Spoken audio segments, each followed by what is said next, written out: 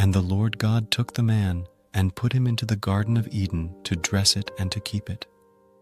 And the Lord God commanded the man, saying, Of every tree of the garden thou mayest freely eat, but of the tree of the knowledge of good and evil thou shalt not eat of it.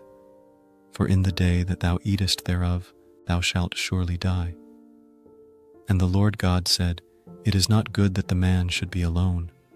I will make him an helpmeet for him. Genesis 2:15, 18.